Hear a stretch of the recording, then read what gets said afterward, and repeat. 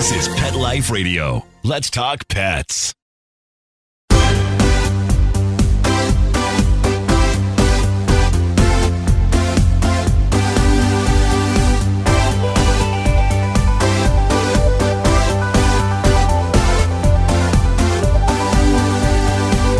Hello and welcome to Six Figure Dog Business on PetLifeRadio.com. This is the show where we help you start or grow your pet-related business to a healthy six-figure per year or more income.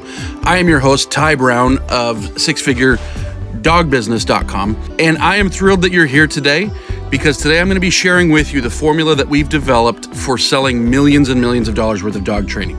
It's a formula that I've now taught to dozens of other dog trainers. It's a step-by-step, take-you-by-the-hand process of here's how you can make high-ticket sales over and over and over. So stick right with me, and I'll be right back.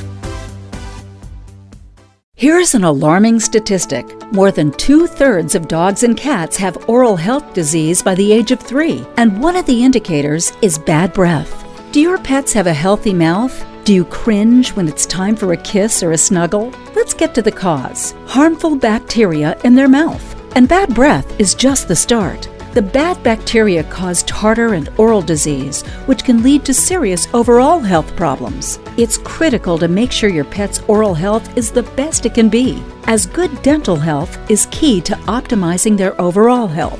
Now, good news. It's easy and affordable to improve their oral health with ProBiora Pet. Just one scoop of this dental care probiotic mixed into their food daily floods the mouth with positive bacteria, which crowds out the bad. This means better oral health and fresher breath. ProBiora Pet is an all-natural dental care probiotic. It's odor and taste-free, so your pets will still enjoy their chow. We want to keep your pets healthy. During National Pet Oral Health Month, our listeners can save 10%. Go to ProBioraPet.com and use PLR10 at checkout. That's ProBioraPet.com. Use PLR10 at checkout to save 10%.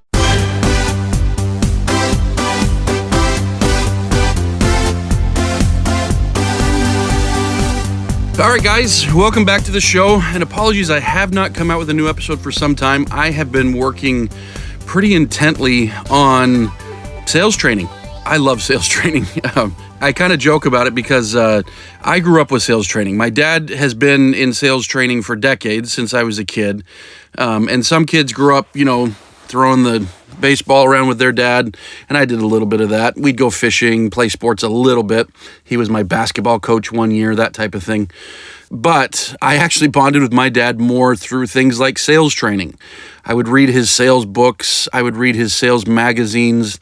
I would go with him when he would present. I remember running a camcorder once. I was probably 12 years old or something, running a camcorder, filming him, presenting something to a company.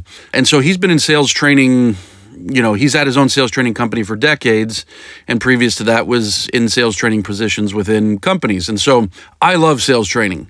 And I love sales training because I truly have come to understand on a deep level that sales is a process wherein sales when it's done right is a process wherein people win. Meaning, you win, your customers win, your customers' dogs win, people that encounter your customers later on win, that everybody wins. I know that sales gets a bad rap oftentimes where people look at it as a win-lose type relationship or win-win-lose, where somebody loses, but to me, that's just manipulation. That's not sales. And I guess maybe manipulation doesn't have to mean bad things either, but so that's unethical manipulation, I guess is maybe the best way to put that.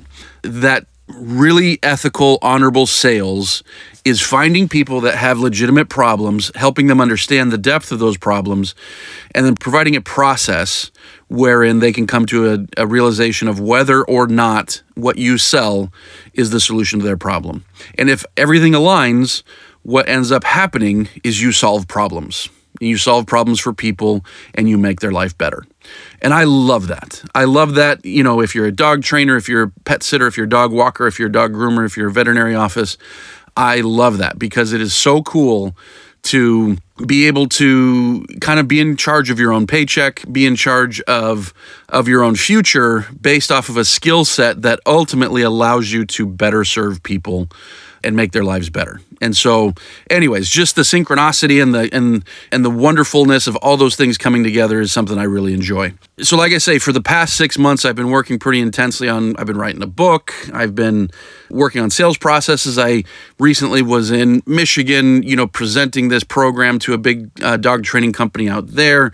I've been working with people outside of the dog industry, and ultimately have just come to the realization that we are in an industry where people are not very good at sales. And I'm talking about dog trainers, pet sitters, dog walkers, dog groomers, that we're not very good at sales. Now, this episode is going to skew in the direction of dog training, because dog training, more than other things in the pet industry, is a high-ticket, more complex sale than perhaps what you might find with pet sitting or dog walking.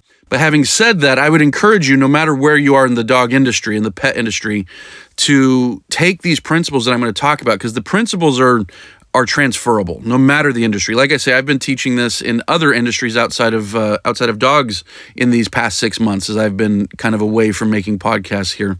So anyways, it's one of these things to where no matter your specialty or what your business is, you're going to find something that you can take away from this and do really well with. So what I want to share with you today is basically the process, the sales process, the journey that a customer must go through in order to end up deciding, yes, this is right for me, or no, it's not. And deciding, no, this is not right for me is a very valid decision. You're not going to sell everybody. You shouldn't sell everybody. If everybody you speak to, you end up selling, you might have a problem, because it might speak to your ability to be very good at manipulation to get people, because the reality is not everyone that you're going to talk to is going to be a good match for you. And so that is part of the sales process, is finding the people who aren't right for you just as much as it is finding the people who are right for you. Because ultimately we want to serve people that we are uniquely qualified to serve. There's a process, I often will call it even a roller coaster of emotions, that we want to take somebody through that's going to allow us to most efficiently use the resources we have. And when I'm talking about the resources we have, I'm mostly referring to leads. Leads come in however they come in, right? Maybe you're advertising, maybe they come in through a website, maybe it's a referral, maybe it's, you were featured in a newspaper, radio, or whatever. Leads are going to come in. And so my experience is, as I've been digging deep into this with various companies, this is the lowest hanging fruit for how you can grow your business.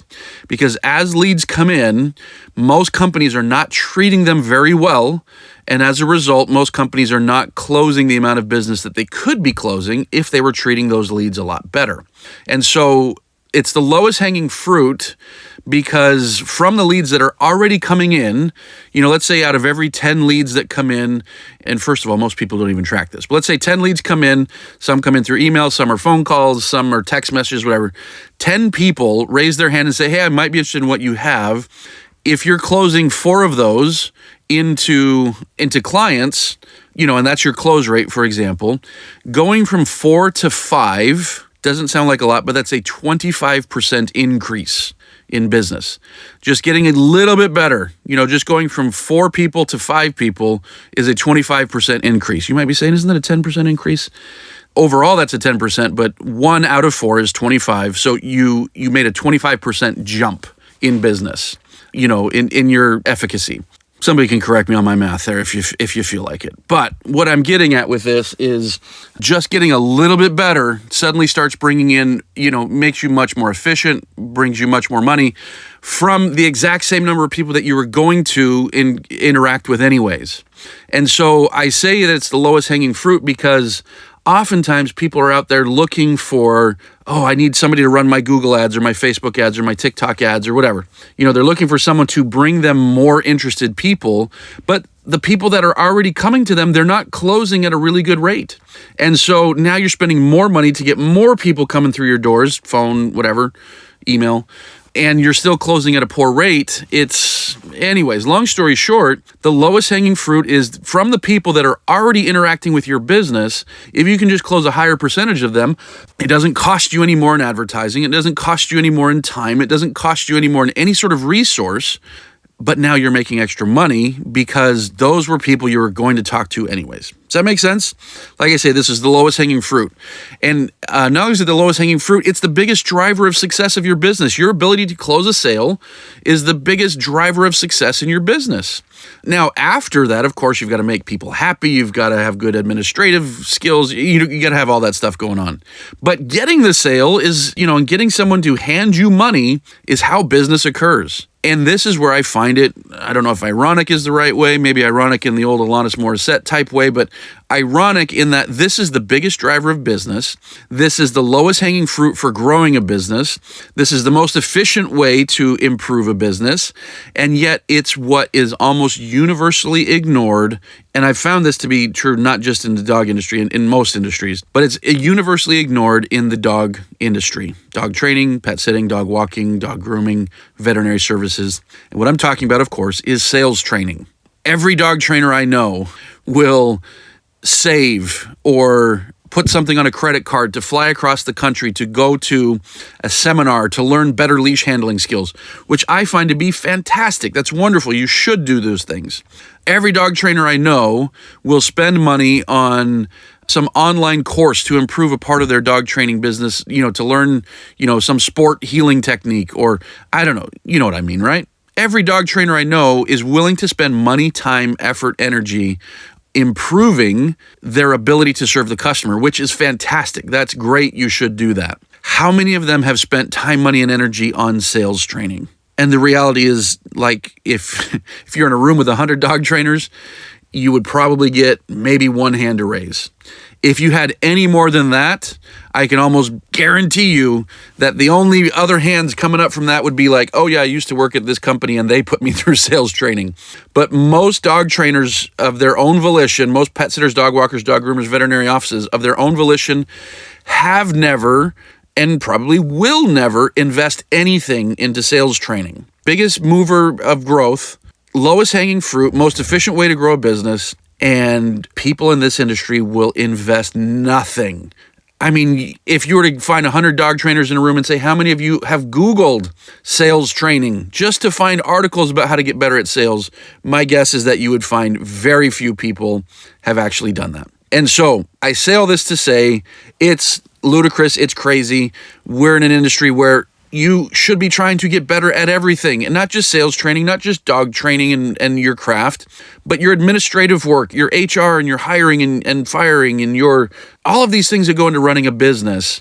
We're lacking in this industry, folks. And this is why you don't see businesses grow a lot. And you might be saying, I don't want a big business. That's fine. But we should be running our businesses like businesses, and I'm just as guilty of this as everybody else because it's taken me now, I don't know what I am, 15 years into owning this business, and I'm still figuring out ways to improve our processes. And that leads me full circle to the process that I want to talk about today, which is the sales process. You should have a process to sales. There should be, whether it's you or people that you hire, there should be a certain set of things that you do in every sales conversation in order to make a sale. And you should be constantly trying to improve how you do these things. And I know that might sound silly. Well, of course. But again, nobody's doing it. And I can tell you from my own experience in growing this company, some of the biggest growth jumps that we've made have been nothing more than figuring out how to get even basic sales training to our people who are in charge of sales in our company. We've currently got roughly about 10 people that are involved in our sales process in our company. And as we have gotten on now weekly meetings for sales training and accountability and follow-up, our sales are just getting better and better and better. And so I want to encourage you to be thinking in those modes. But what I want to share with you today is our exact process. I mean, what I'm going to be talking about today is the exact type of things I would be talking about in one of these closed door meetings that I have with my own company on how we can improve our sales.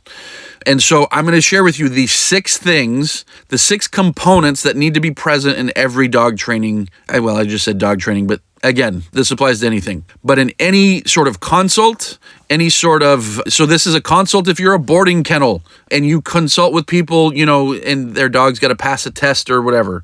This is a consult for those who are going to walk the dog, and you go through a consult, to determine like what kind of dog walk. Anyways, so I know I just said dog training, but this applies everywhere. So 6 things that must occur in these sales consults. and I'm going to tell you right after the break. So stick with me. I'll be right back. Take a bite out of your competition. Advertise your business with an ad in Pet Life Radio podcasts and radio shows. There is no other pet-related media that is as large and reaches more pet parents and pet lovers than Pet Life Radio. With over 7 million monthly listeners, Pet Life Radio podcasts are available on all major podcast platforms, and our live radio stream goes out to over 250 million subscribers on iHeartRadio, Odyssey, TuneIn, Stitcher, and other streaming apps. For more information on how you can advertise on the #1 pet podcast and radio network, visit PetLifeRadio.com/advertise today. Let's talk pets Let's talk pets on Pet Life Radio. Pet Life Radio. PetLifeRadio.com.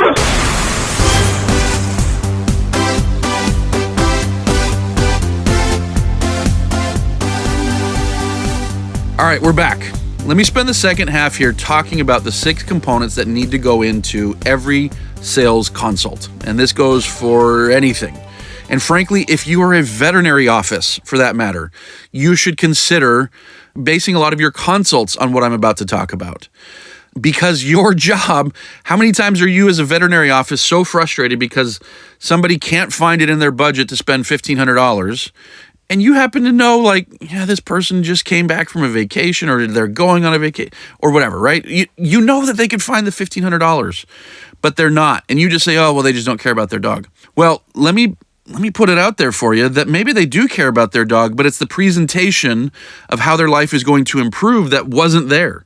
Let me say for a minute that maybe as a veterinary office, you could be better at messaging, and that's going to help people do the right thing more often than not. This isn't just for getting more pet sitting, dog walking, dog training, and dog grooming. Even we're talking about potential life and death stuff when it comes to like veterinary services and things like that can use this exact same process. So let me get into it. Number 1 is just the intro. And frankly, when I'm doing sales training, this is where I spend the least amount of time because I don't think it needs a whole lot of time. You know, basically, if you're in any sort of evaluation or consult or whatever the process might be, there should just be a little bit of small talk. Oh, what's your dog's name? Oh, he's so cute. Where'd you get him? Oh, you guys from here? You live in this area? Oh, what do you guys do for a living? I don't know, simple stuff like that. But there is a immutable truth that happens in sales that people like to purchase from others who they know, like, and trust. And so you can get a lot of like by just being a cool person that's genuinely interested. And this is a little key thing here, genuinely interested. For whatever reason, I think I've even talked about this on previous podcasts, but for whatever reason, I am genuinely interested in where people are from and what they do for a living. It interests me. Like when people are telling me like, oh, I'm just this boring accountant, like I can find something interesting. Oh, you're an accountant, tell me more. And I get legitimately interested.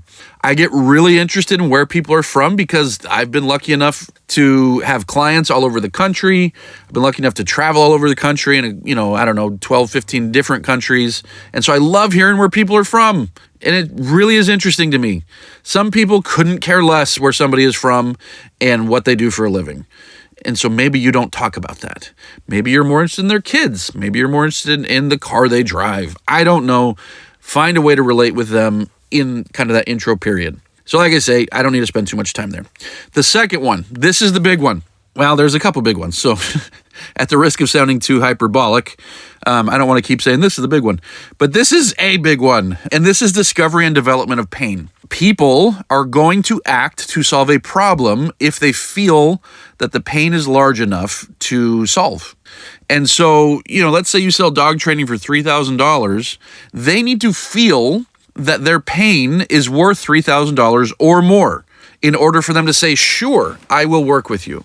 If they feel like their pain is worth $300 and your solution is $3,000, they will not buy from you. And I say all this in a very literal way, and I don't want it to come across as manipulative, that you've got to manipulate them into feeling worse about their problem, because that's not what this is about. What you need to help them come to is an understanding of the depth of their problem and the challenge it is to fix it. Because most people are not intimately aware And I'll use another dog training example here. How many times have you been in a dog training consult and someone is describing how their dog bit the mailman, attacked a neighbor's dog, and ate their couch, and they're saying things like, I just need basic obedience, right? It happens all the time. There is a huge disconnect. No, you don't need basic obedience, ma'am. Your dog needs an exorcism is what you really need. But, there's a huge disconnect between most people's understanding of their problem and understanding of the solution. So we do a very poor job as stewards of their money, their time, their effort, and their dog if we are not helping them understand the depth of the problem that they are actually in. And so when salespeople, and this is across the board, but especially in the dog industry, when people who are trying to sell dog training or pet sitting or dog walking or veterinary services or whatever are routinely hearing things like, oh, that's too expensive. Routinely hearing that. More often than not, they tend to blame the customer. Oh, they're not committed. They does that. And that's sometimes true. But more often what is true is that the salesperson has not done a good job of helping them develop and discover their pain. So the first part is, of course, the intro. The second part here is discovery and development of pain. If you can do a really good job at this second part, you will hear much less resistance when it comes to price. You'll still get it, but you'll get much less resistance. You'll get much less people saying, wow, that's expensive. You'll get much less of that if you do a really good job of helping them discover and developing the pain that they have. Now, what I like to do is something that my dad taught me. He calls them FIT questions, fact, issue, trouble, fact, issue, trouble. You don't necessarily need to go in this order, although sometimes you will. You don't need to stay in this order of doing fact, issue, trouble questions, and then that's it. You'll be bouncing around, but you need to, number one, establish the facts. These are the easy ones. How old is the dog? What breed is he? Et cetera, stuff like that. Where do you guys live? The facts. The issues are what's going on. Hey, he's pulling on the leash. And again, I'm using dog training here, but apply this to whatever you're selling. He's pulling on the leash. He's barking at the neighbor dogs. Those are issues. And if all you do is bring out issues, you will be able to make sales. But if you can get to the trouble questions, this is the development of the pain.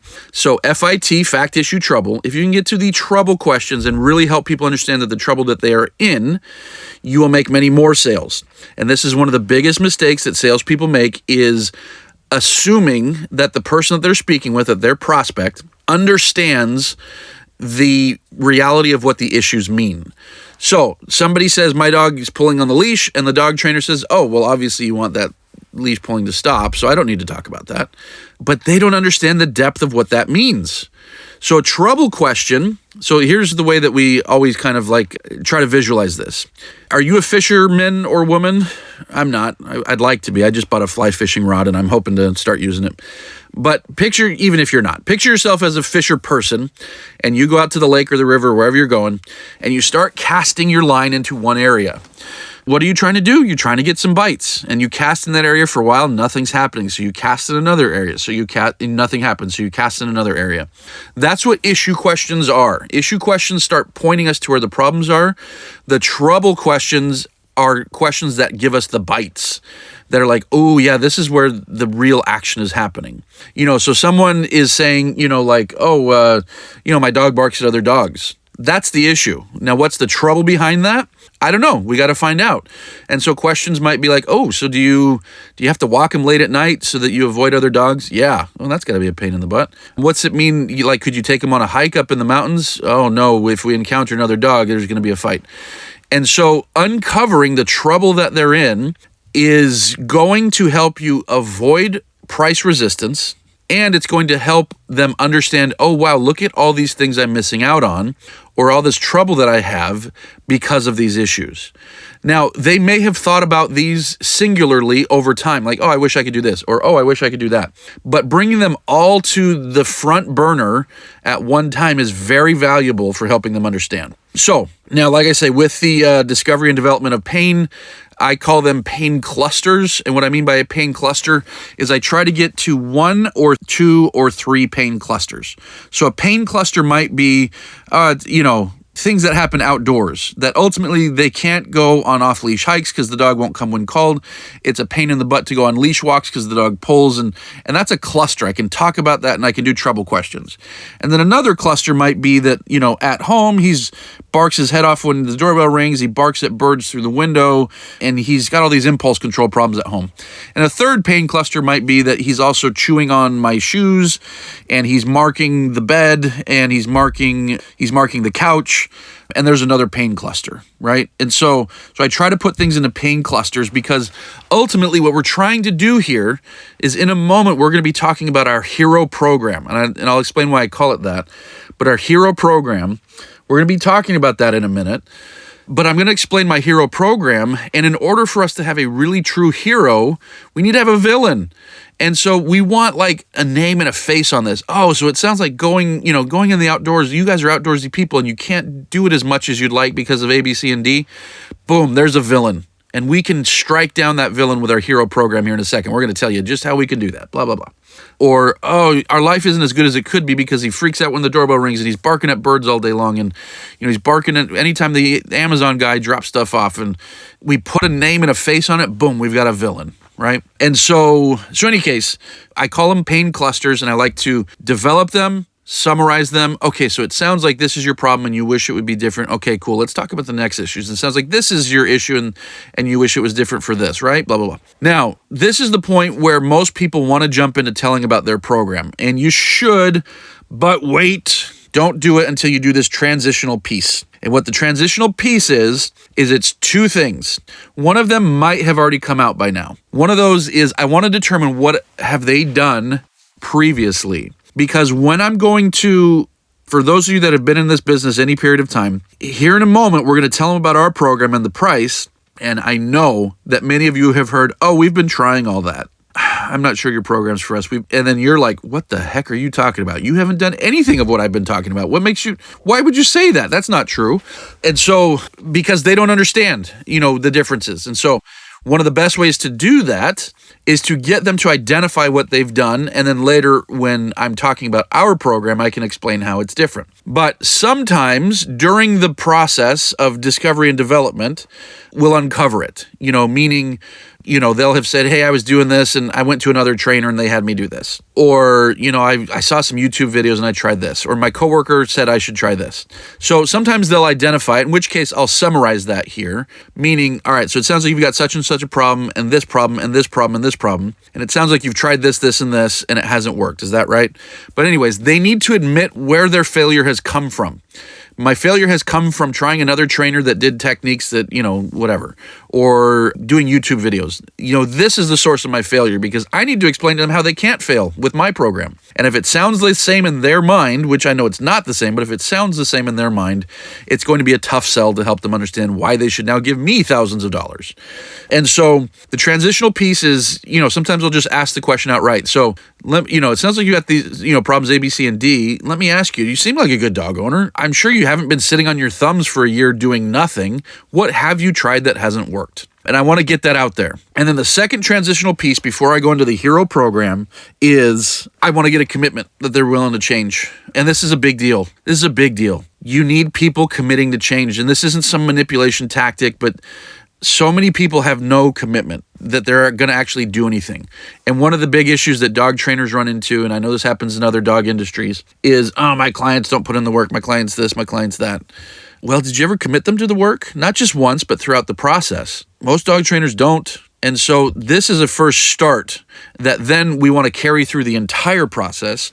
And this is one way that you can get clients that are way better clients. The exact same people can be a great client or an awful client, depending on you. And I know dog trainers do not like to hear that because they love to blame their clients and say, oh, my clients just don't want to work. My client's this, my client's that. And it's much harder to say, what can I do to change how my clients are perceiving what I'm doing? Nevertheless, we want to get a commitment here, and we want to carry that commitment throughout the rest of the sales process and throughout the rest of the training process. And so getting that commitment could be as easy as asking for it and saying, okay, I want to tell you about our program, but let me just ask you. You've got, problems A, B, C, and D. You've tried YouTube videos and another trainer. So let me ask you, are you willing to commit to something else? I'm not saying you have to commit to mine. I want to tell you about my program first, but are you willing to commit to a new program and put yourself wholly in there? your whole self and give this a go. And I want to hear them say yes. And because if they're like, no, then I'm not going to waste my time. Forget it. We're done. But I want to hear them say yes. And I want to carry that through the whole way. So anyways, so that's one way, is just a direct. Another way is an assumptive way, to where there's, okay, so it sounds like you've got problems A, B, C, and D. It sounds like you've tried this. To me, it sounds like you're the type of dog owner that says, all right, I've tried all these things. They haven't worked. I just need to find a professional that can help me work through this. And I'm ready to put in the time. I'm ready to put in the effort. I just need to do this right. Is that you? And then, people say yes. So you can do an assumptive way. Or the third way that I'll sometimes do is a challenge type way. And the challenge way is if I feel like there might be a lack of commitment, that the person doesn't seem like somebody and I need them to tell me. And it might be something like, look, so it sounds like you've got these problems. You've been dealing with them for a year and a half. Sounds like you've tried this, this, and this. Let me just ask you this. Like, some people have these issues and they just keep dealing with them. They'll deal with them for the next 10 years. They wish the problem was different, but they know they're not going to change anything. And so they just learn ways to deal with it. Let me just ask, I'll be bold. Is this you? Are you someone that's just going to deal with this? Or are you finally ready to get over this problem? Boom, you pause, you give that empathy. And anyways, those are the three ways that we will ask for commitment. But we do not move forward under penalty of death. You do not, at my company, you do not move forward with the sale until you have that commitment that we're going to do something different. And that's when we jump into the Hero program. And I recognize this is going a little bit long. And so let me go through these, the last three here. The Hero program, we call it the Hero program because the hero saves the day. And what else is a characteristic of a hero? A hero can't fail. Like when you watch Marvel movies or when you watch DC movies, like the hero stumbles, the hero falls, the hero trips, but ultimately he can't fail. And this is a trope. This is a theme that has been woven in and out of everything since the dawn of humanity. This theme of, things were tough. We had this problem, but then we discovered this thing and now our problems are solved. That's the power of the Hero program. And we want to continue that conversation that people are already, from the Rocky movie that they saw when they were 5 years old to the Marvel movie that they saw last week in the big screen. This hero's journey is something that they're familiar with. And it's one of the best things that helps inspire change, when people see this hero's journey. So your Hero program, the way you describe your program should be that. And frankly, when I do sales training, this takes forever to get into. So I was never going to, this is far more than a podcast can hold. But when I'm doing sales training, what I help people understand is the best thing you can do here to describe your program is not to say, all right, you're going to get 3 sessions and this and this and this. But instead, the best way to present your program is to find 3 things that are different and highlight those things and use those things to show how they cannot fail. And so oftentimes even saying it just like that, like traditional dog training often will fail because of A. And so what we've done in our program is we do this thing that, that is different than A. And here's how it works. You get these amount of sessions and we do this, and that, whatever. And then people often fail through B. And then people often fail through C. And so you've got 3 ways that people will fail. Because people know that there's a chance that they're going to fail, and we need to help them understand we've thought of all the ways that you could fail, and we've solved them for you. Now, what I try to do, whenever possible, is I try to do reasons that they have failed in the past, reasons that they might fail if they worked with us, like what might be going through their mind, and reasons why they might fail in the future. And I help them see how our program can help solve that. So, hey, you might have failed in the past because you're watching YouTube videos, and the YouTube videos might have been great, but you didn't have anybody helping walk you through the process of how to do it and blah, blah, blah. So we've solved that with this hands-on / whatever approach. And people sometimes fail with dog trainers because they go to the class, but then they just don't do the homework. Now, we've solved that by doing this. And then people sometimes fail in the future because the dog gets trained, but then they can't keep it trained. And we've solved it with this. Whatever the case might be, I try to figure out why the conversation going on in their mind, why I have failed thus far and how this program solves that, how I could fail if I sign up with these guys and how this program solves that, and how I might fail in the future if I do go through this program and how these guys have solved that. And if you can do those 3 things, this is powerful. And you present your Hero program in such a way. Now, step number 5, so we've got the intro, we've got discovery and development of pain, we've got the transitional piece, we've got the hero program, and number 5 is stack and quote. So stack and quote is a very simple process of telling them, all right, so let me tell you, as you're going through the hero program, you're telling them, well, it's got these sessions. It's got this online component. It's got these group sessions. It's got whatever, right? Whatever comes in it. You don't want to give your price right after you do that. What you want to do is you want to stack everything up again because you want to summarize so that they feel like they're getting this huge thing. So to summarize, you're going to get these private sessions, you're going to get this online resource, you're going to get these workbooks that are going to help you do this, you're going to get these group sessions that are going to help you do that, and the price is blank, whatever your price is. So you never want to go through like a 5-minute pitch where it's like, well, we're going to do this, blah, blah, blah, blah, blah, blah. You're going to do this, blah, blah, blah, blah, blah, blah, blah. You're going to do this, blah, blah, for 5 minutes, and then you give a price. What you want to do is do that 5-minute pitch, take 1 minute, stack it all back up, everything that comes in the program, and then give a price. It psychologically helps them understand the benefits of the program better. And then finally, now for a lot of sales, this is where the sales process, doesn't end, but this is where it transitions into a sale, and they're like, yep, let's do it. Or number 6 is resolve concerns and ask again. So resolving concerns, there's a million ways to do it, but one of the best ways to do it, just for a simple skill set that anybody can develop, is feel, felt, found. Feel, felt, found might be something you're already familiar with. If you're not, it's a very simple concept of someone saying, let's say you get to the end and someone's like, oh, this sounds great. But I don't think I'm going to have the time to do it. I'm busy, I work 50 hours a week. Feel, felt, found would be like, no, I understand why you feel that way. Like that, yeah, you're busy. You're a busy person. In other words, you acknowledge. And in fact, we've got a lot of clients that have felt the same way.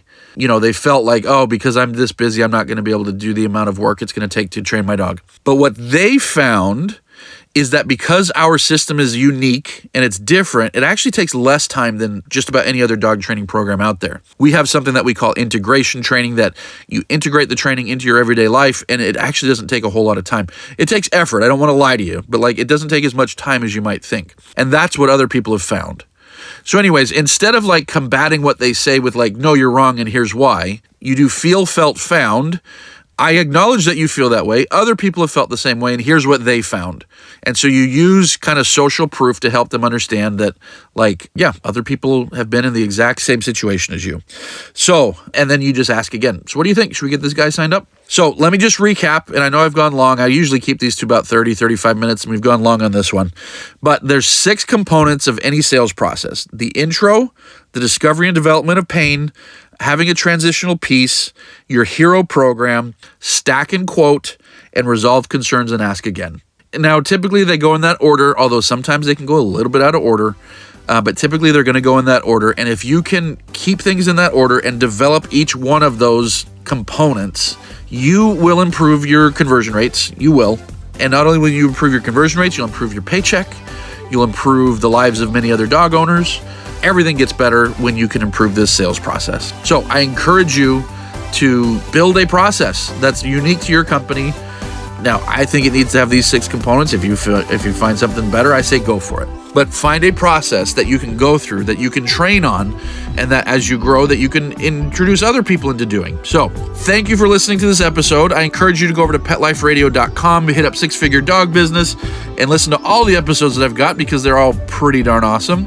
And while you're there, listen to the other episodes on PetLifeRadio.com. They have a lot of really cool shows with a lot of variety on lots of pet stuff. So I recommend you listen to those. And then head over to SixFigureDogBusiness.com to see what I'm up to. Thanks a bunch. Talk to you soon. Let's Talk Pets, every week on demand, only on PetLifeRadio.com.